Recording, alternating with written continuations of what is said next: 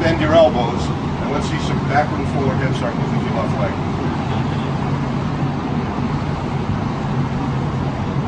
And the key here is to keep your knee bent at all times. Try to get it up into your butt and work those hips. Let's just see a couple more, Jay.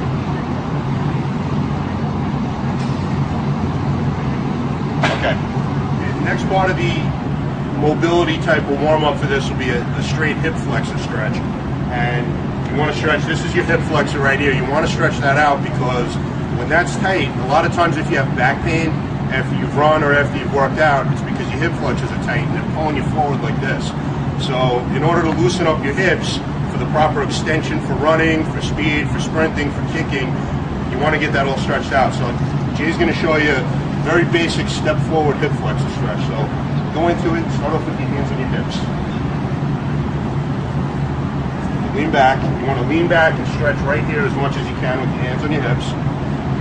Now you do this for about a 5 or 10 count, and then once you're done with that, now put your hand over your head. Same hand, back like this, and now lean back. And this should get your hip flexors nice and stretched out for what's in front. Alright, the next hip exercise is going to be a walking ankle sled drag. And this is another one that's going to increase your hip strength. And what this does, I'm assuming you've integrated all this into a solid program of lower body exercise, and what this will help you recover also, because watch, when Jay does this, he's going to step forward, he's got this strap to his ankle and it's attached to a dragging sled. He's going to come up like this and step forward. Now let's see one, Jay. And if you look, there's no negative or eccentric portion with this exercise. He's only going forward, he's only pushing, he's not being pulled backward. So this is going to not really mimic the hip movement of kicking a soccer ball, but it's going to help accentuate the recovery in your hips from squatting, from deadlifting, from doing clean snatches, that type of thing, and work the same type of rotation that you would when you're kicking a soccer ball. So let's see you just go to the line, Jay.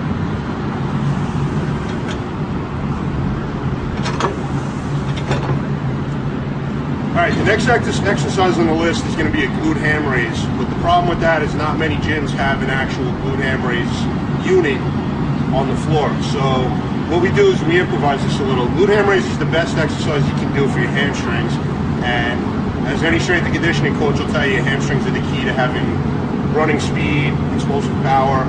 It all comes from your hips and your hamstrings. So what we're going to do is kind of an improvised glute ham raise that you can do with a partner, or you can do, you know, with your feet anchored behind you. So me and Jay are going to show you this right now. Jay, get down. Alright, the guy doing the exercise is going to be on his knees, the other guy is going to be holding his Achilles right here like this. Now Jay's going to go down, try to keep an arch in his back, and hold the negative as long as you possibly can. Catch yourself with your hands, push yourself up with the minimum amount of force possible, and try to curl your entire body up with your hamstrings. Let's just do a couple more, Jay. Try not to stick your butt out so much. One more.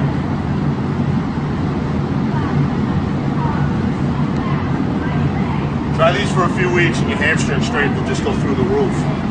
When you take a step forward, your back leg, there should be a full extension from your toes all the way up to your head. And when people have weak quads, weak hamstrings, weak lower backs, you'll find that they're bent over like this. So in order to improve your running speed, your hips, your back, you do step-ups, and you're going to have an explosive knee lift at the end with your proper running form. And the key, what you want to watch, is when somebody's looking from the side like this camera angle, is to make sure the guy's straight up and down and fully extended. So let's see Jay do a couple. Step up. Okay. Full extension. And do it explosively, Jay.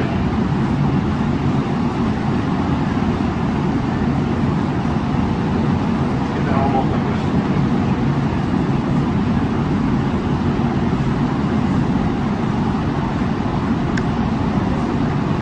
These will mimic your running form. Okay, it's important at the end of every lower body workout or any kind of athletic workout to do something for your abs. And when you're doing things soccer specific, and since our theme here is hips, nothing hits your hips harder in terms of doing your abs than any kind of leg raises, lying leg raises, hanging leg raises. We have a twist on the hanging leg raise we're going to do. We call these windshield wipers. What Jay's going to do is he's going to hang from the bar, raise his legs, and and they're going to go side to side like a set of windshield wipers over this step-up box. So there, let's see a little example of this. Your leg straight, just back and forth, back and forth. This is a tough one, so you might want to learn how to actually do a straight-up leg raise before you try this. But this is brutal, and this will work your abs and your hips.